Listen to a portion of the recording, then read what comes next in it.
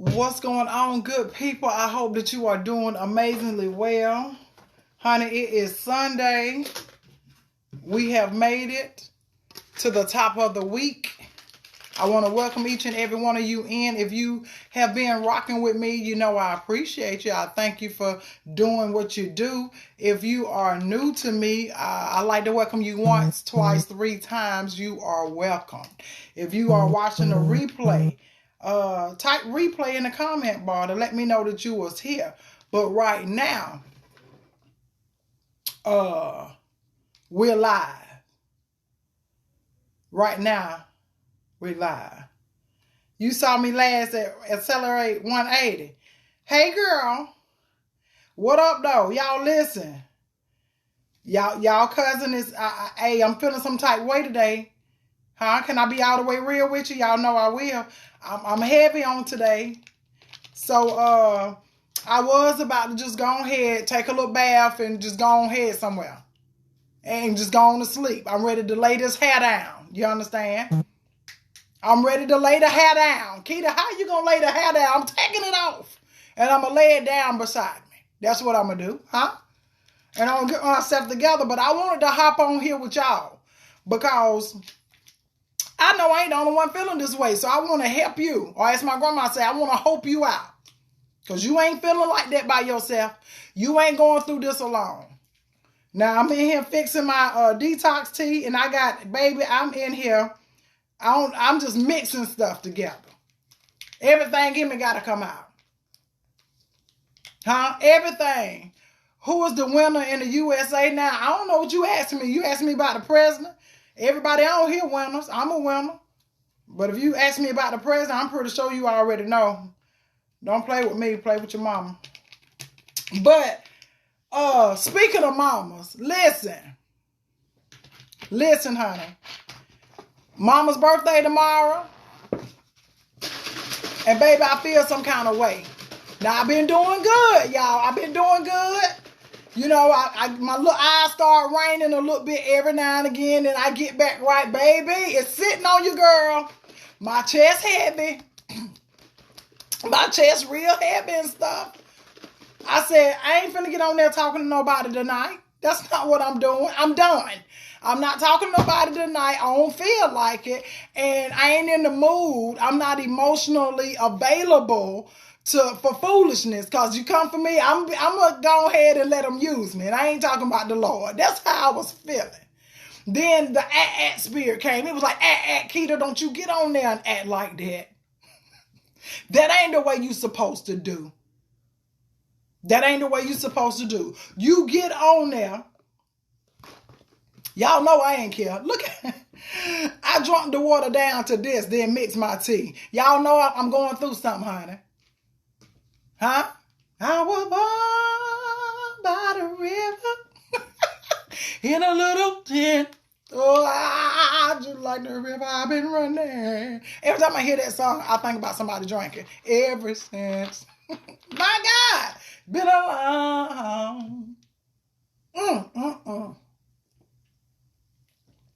long time coming.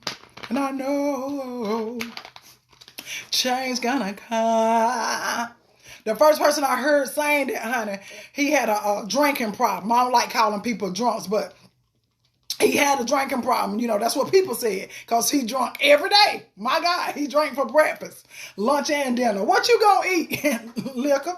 But, you know, he was so nice to me. He was so sweet to me. Your mama passed two months ago. Bless your heart, honey. Bless your heart. Baby, let me tell you something, though. This is what you got to do, though. And then we're going to get right on into the remixed word. This is what you have to do.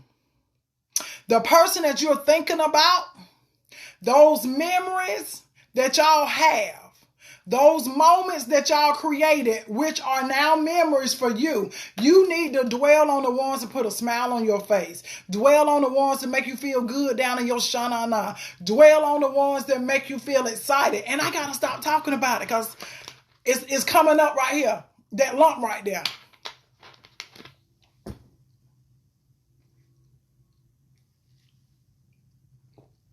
In my head, this liquor.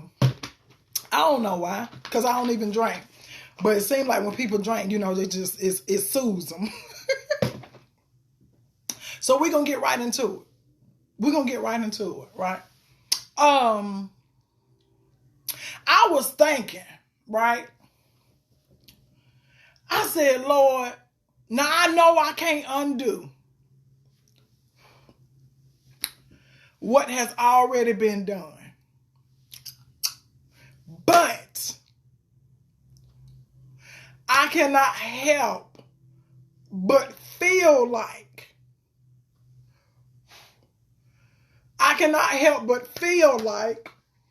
I was robbed, right?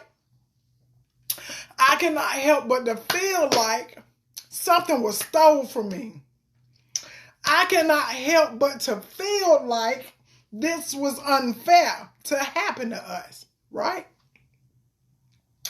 And I've told the story before, and I'm telling it again because I want somebody who has not heard it to get that aha moment at the end, right? So I'm feeling some kind of way. I'm real heavy. I'm really pissed off. You understand? Like, I'm angry at this point. It's been 10 years that she been gone. And sometimes I can think about it. And it's like, I just got the phone call that I need to hurry up to get to the hospice house because she transitioning. Right? So, I'm thinking, as a daughter, nah, that ain't about to pop off. But when I walk in the room as a nurse, I went from being the caretaker, being a nurse, to being that family member. I walked into rooms and I had to sit beside family members who were saying, no, that ain't what it is. Nah, we gonna keep the faith. We gonna pray. We gonna do all this stuff. And I'm sitting in there in agreement with them. But as a nurse, I can see the transitioning. I recognize the Kuzma breathing.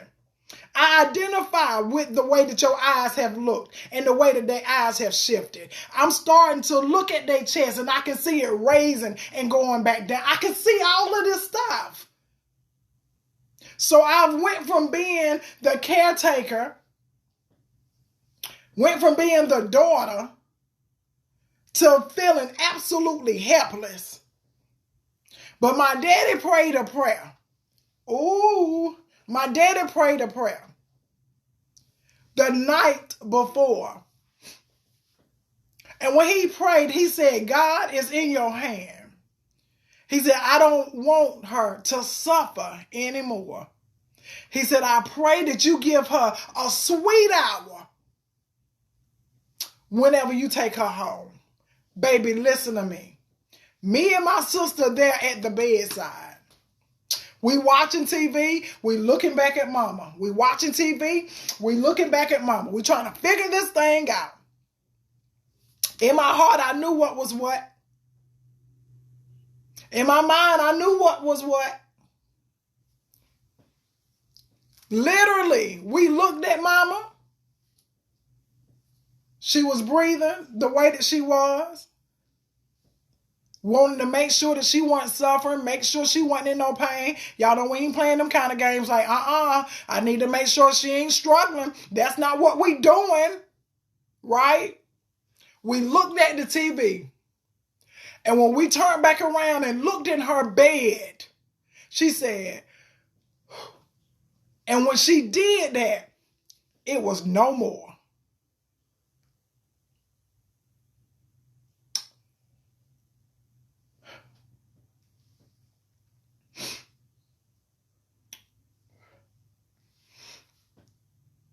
I didn't know what to think. I didn't know how to feel.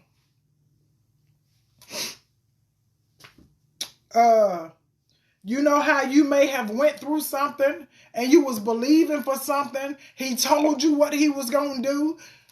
Her being a first lady and a minister. My daddy being a pastor.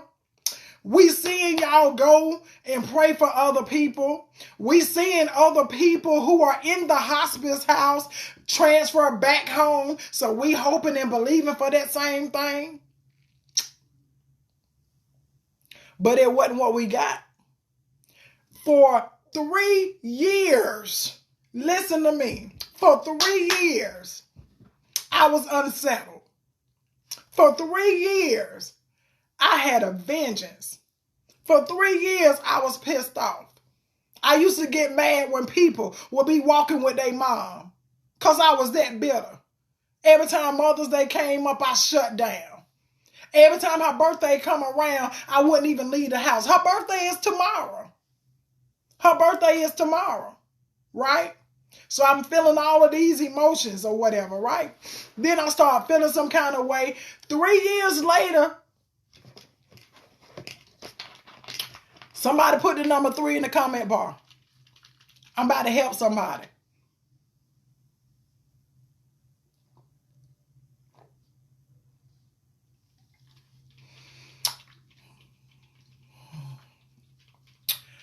Somebody put a number 3 in the comment bar. There we go.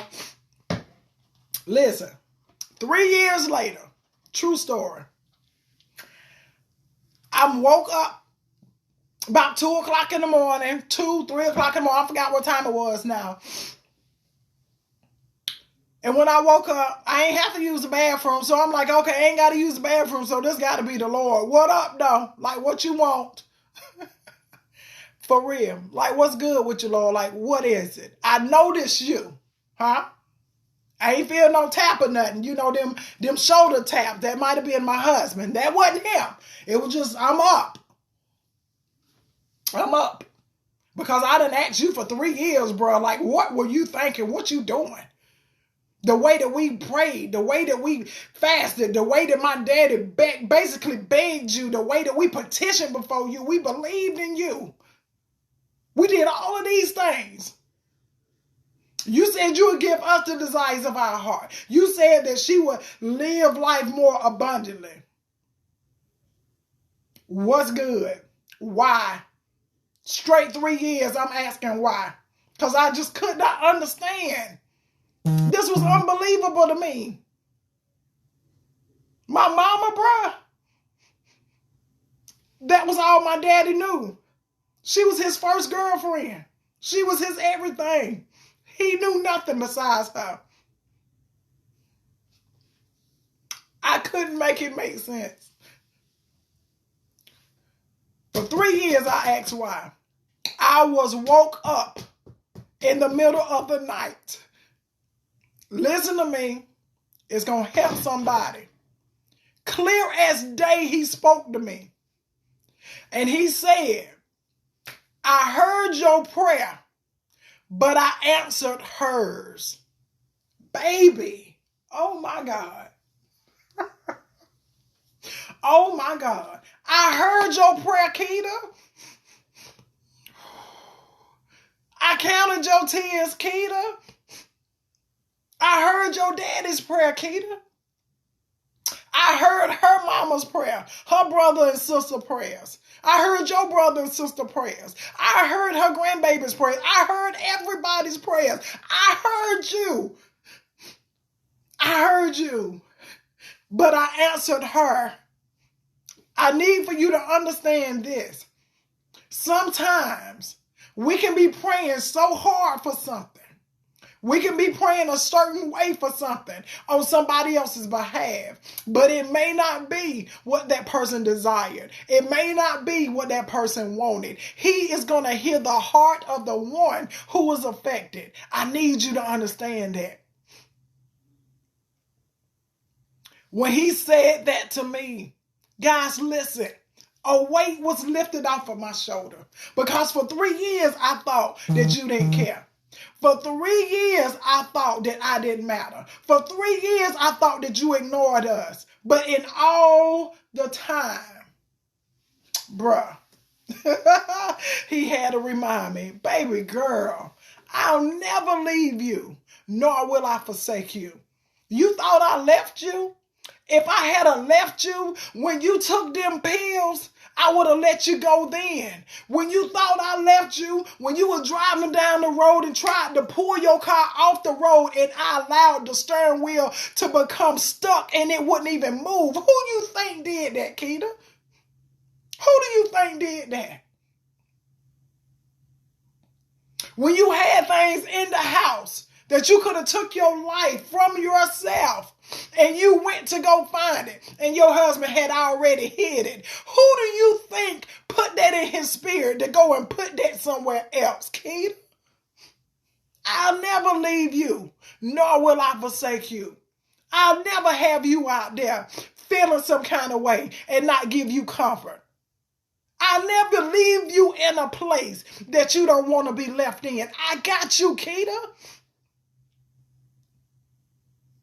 Now replace my name with yours. No matter what you going through, he ain't going to leave you. He can do anything but fail. Then it reminded me of all of the things that he's done. And his word hadn't came back void. When he said the sun is going to rule by day, the stars are ruled by night. You know how long ago it was said? When you wake up in the morning, baby, the sun will have set. If you go and look outside right now, you will see the stars, you'll see the moon. It's still so. When he said, look, the water is going to do what it's going to do, but guess what? I'm going to command it to not even come, but so far on the earth. To this day, if you go to any beach you want to go to, that water ain't going to come but so far. Why? Because he said so. So if his word was good then, and it's still good right now, then I just do believe that everything else he said is going to help carry me through as well. Even in the midst of not having my mama. I used to hear the older folks say, he'll be a mother to the motherless.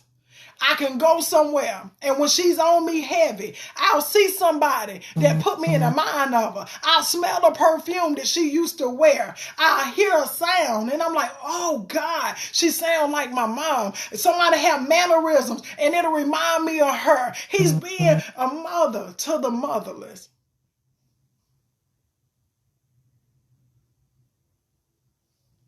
Me being who I am today, me being the hope dealer and the purpose pusher, it didn't come from a happy place in my life. Me being comedian Nikita B came at a time where I didn't feel like laughing. Laughter saved my life.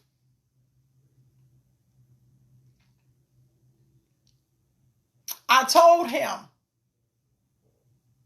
if you allow me to get out of this funk that I'm in, if you allow me to get my mind right, because I know this is not of you, if you just allow me to be able to get realigned with who you designed me to be, I promise you, anytime I'm in front of whoever will listen, I'll make sure not only am I going to say something about you, but I'm going to say it in a way that they'll never forget. Not only am I going to continue on pushing, because I know that if I keep on pushing and I'm able to pull somebody else, I already know this.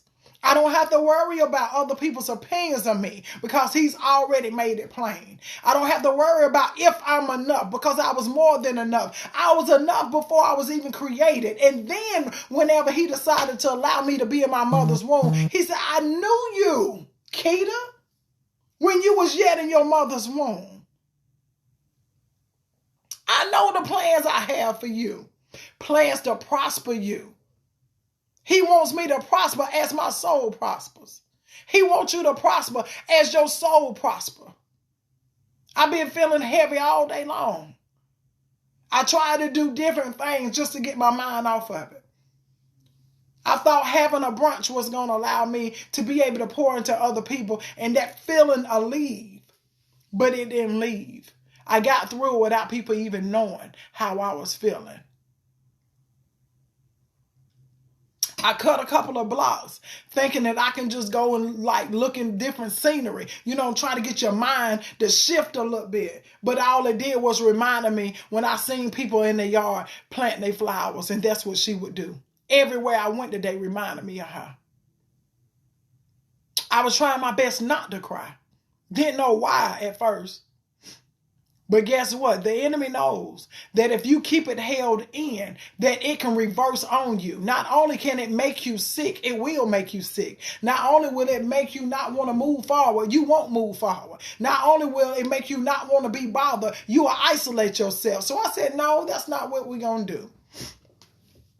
Even when I got on here, I said, I'm going to cut up with my people. Because when I get on here and cut up, I get excited. All is well, we good. Time I got on here, you would have thought one of y'all came and gave me a hug and asked me if I was all right. I just felt a sense of release to be able to release.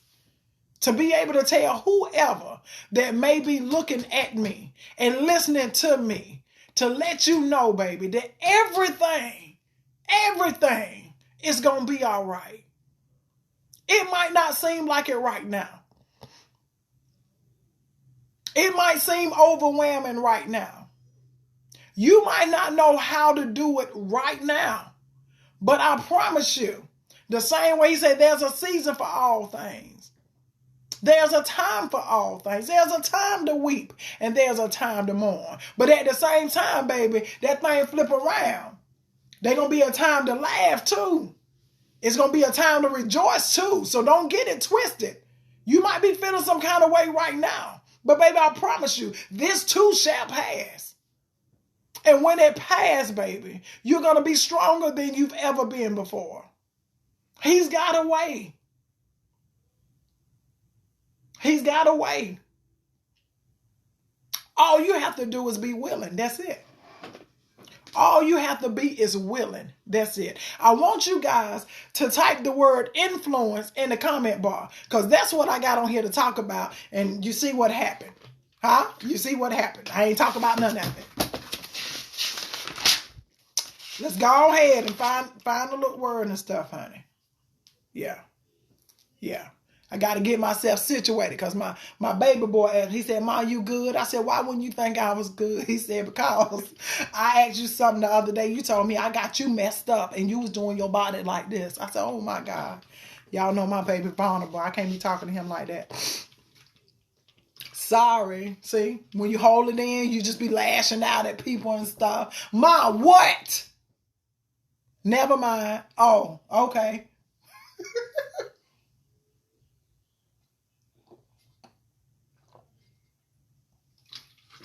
Listen, you might feel like you don't have influence on anything.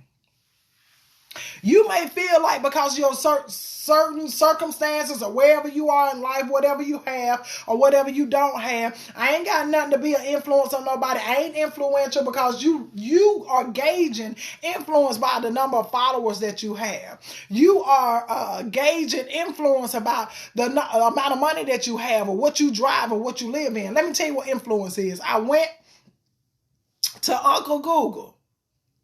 And I looked at Uncle Webster, and this is what he said. Influence, right? You are an influencer. And because you are an influencer, it said it's the capacity to have an effect on the character, development, or behavior of someone or something, or the effect itself. So if you are living with somebody, if you got a job, if you have company, as we say, or if you around any other person consistently, baby, I promise you, you have the capacity to affect them. You ever see people that's around somebody, neighbors like, she act just like her mama. They act just like their daddy. You around somebody long enough and then they start developing different habits. That can be good or bad. You understand? They say if you're around 4 drunks long enough, you'll be the 5th one. If you're around 6 entrepreneurs long enough, you'll be the 7th one. The development, the behaviors. You never got up early. Now you're in a house where everybody get up early. So you find yourself now, your behavior is you getting up earlier. You understand? So at the end of the day, you have influence over people, rather it's your children, rather it's who you're dating, rather it's the people you oversee at work. No matter what it is, you have influence. And because you have influence, that makes you an influencer. Huh? It makes you an influencer. E-R. It's the emergency, honey. E-R. You are an influencer. And because you are an influencer, now you have the job. You are obligated to maintain a level of character. You are obligated to maintain a level of integrity, because the people that you are around will soon change in character, development, and behavior according to the way that you act, according to the way that you respond. So at the end of the day, you have to ask yourself, how do I want to influence people? How do I want to make a difference? I think about this thing when I think about my mom, right? My mom had an influence over many people because of her personality, because of the way that she showed up, because she was an amazing leader, because she was an advocate in the community. It's who she was. But then, on the other hand, I know somebody else that was an influencer, and it was nothing good. It was nothing positive. Everything that they touched was ruined. Everybody they poured into, you could tell, because they had a poverty mindset. They had limited thinking, and their outcomes were always negative. I have decided that I was going to make sure that whatever I do, I was going to make sure that it was going to be for the good of those who rock with me. That because I'm in a position to be an influencer, I'm going to make sure that the influence that I put out there will be one that I wouldn't be embarrassed for it to be rewound. I won't be embarrassed if it was to be played again. I won't be embarrassed if my grandchildren saw it. I won't be embarrassed if my children or my father saw it. I won't have to be embarrassed, because I know that the type of influence that I've been blessed with, that I'm doing it at the best of my ability. So now I'm obligated to be consistent with what it is. A lot of you guys should be taking lead, but you decided to take the back seat simply because somebody else is not willing to identify that you are a person of influence. A lot of you guys are allowing other people to take advantage of your influence to catapult them and build them up. And you have subscribed to the fact that, well, you know, I'm good as long as I can just help, but that's not really what your heart desires. Maybe you don't know how. Maybe you don't have the strategy. Maybe you don't have the components. Maybe you don't have the system. But baby, you have the ability. Everybody's not going to be in the front. And everybody shouldn't. But for those of you who are meant to stand up and stand out, stop allowing people to shrink you down. For those of you who have a voice of reason, for those of you who have a voice of authority, for those of you who have a story to tell, for those of you who have something that is the solution to somebody else's problem, it's your obligation to provide that for the people. It's your obligation to use that influence in a positive manner. If you don't know how to do it, it's okay, because there's nothing new under the sun. You're not the first person to ever do it. And because you're not the first person to ever do it, that means a blueprint has been already created. Footprints have already been left. It's your job to walk in alignment with the one that you feel connected to. Now, when I think about my mom, I think about the influence that she left. I think about her consistency. I think about her boldness. I think about her ability to be able to move past her circumstances, for her to be able to accomplish things even when people had counted her out, for her to be able to turn her life all the way around when people thought it would be the death of her way before her death. When people killed her with their mouth, when they killed her with speculation, when they killed her with lies, when they killed her by turning their back on and deserting her and all those other type things, she was still able to live yet.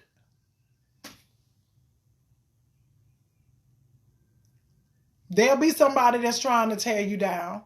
There'll be somebody that want to remind you of your past. It'll be somebody that want to make you feel like you will always be that person you used to be. There'll be people out there, but I promise you, if you tap on that thing on the inside of you and you stand up on the inside first, then there'll be nothing or nobody that can come and tear you down. You might stumble. You might even fall. But I promise you, you'll get back up every time. And I'm speaking from experience on this.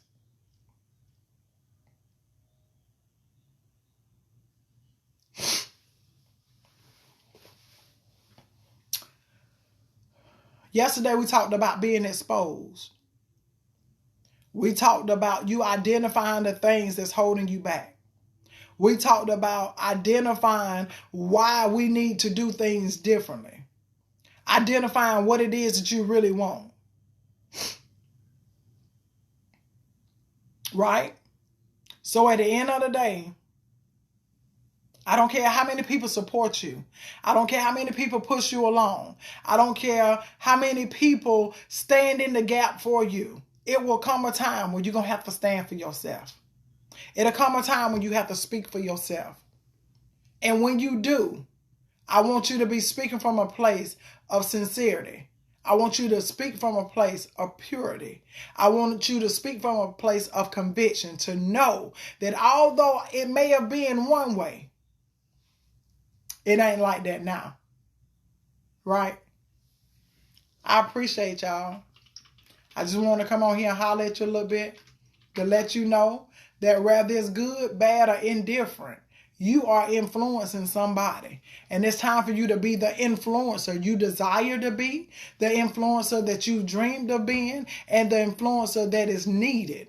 Your testimony is going to be the breakthrough for somebody else. So as long as you keep your mouth shut, that person is going to remain in bondage simply because they are assigned to your hand. I want you to think of it that way.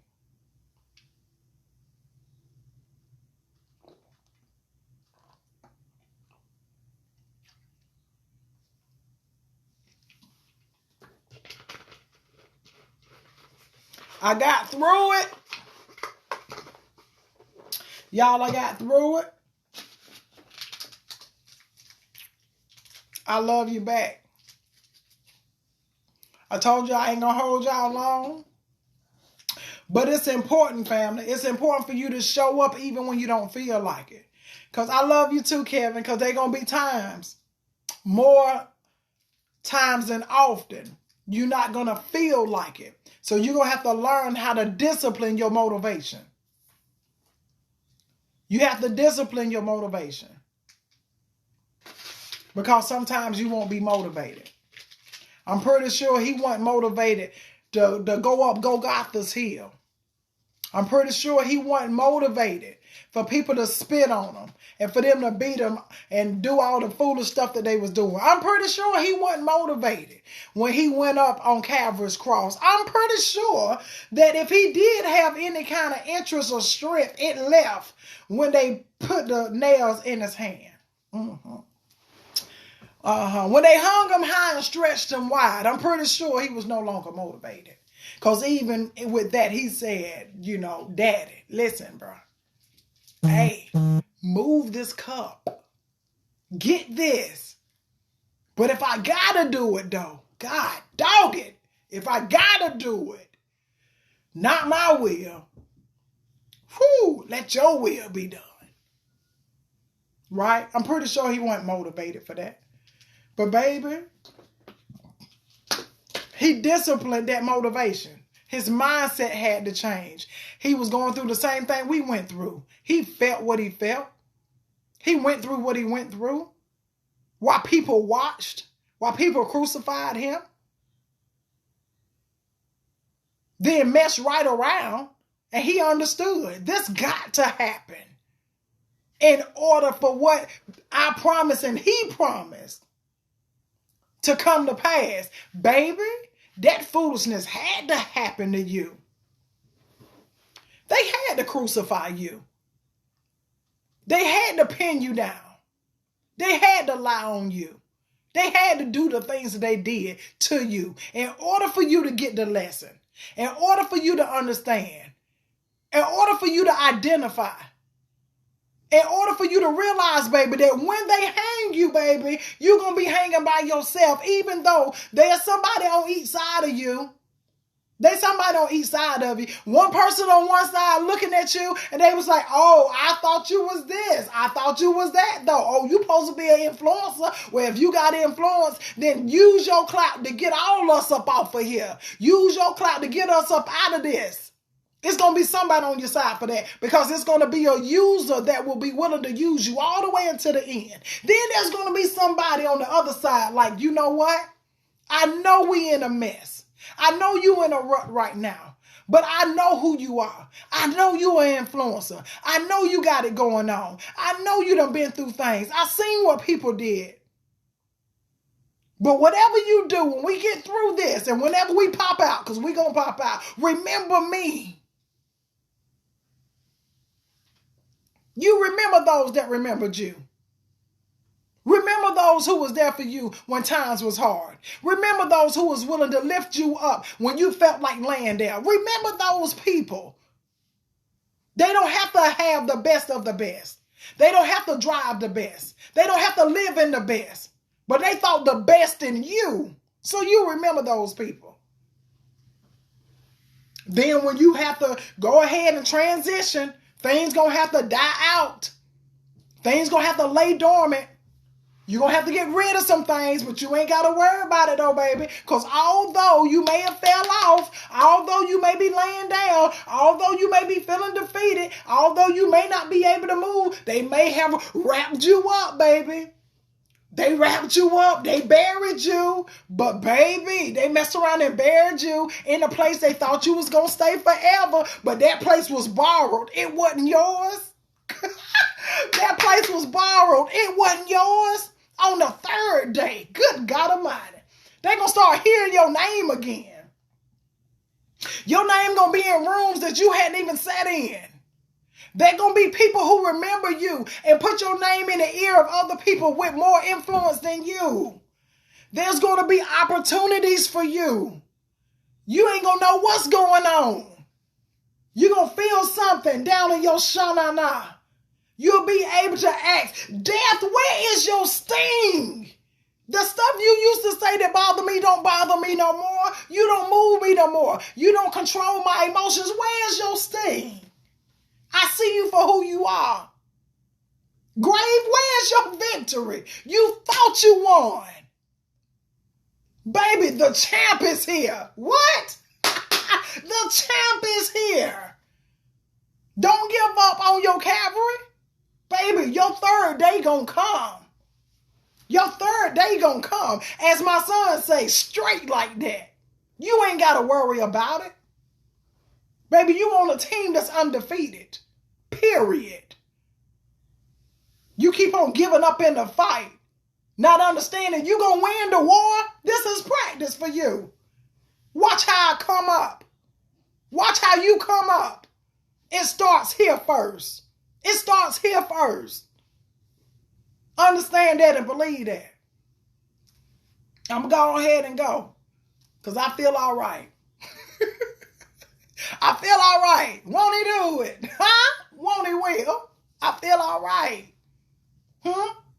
This is when they tell you. He picked me up. Turn me around. Place my feet on solid ground. When I turn back and look over my life. Y'all know a preacher's kid. That's how they do it. Yes, that's how they do it. What? You ain't never heard it like this before. This is the Sunday School remix.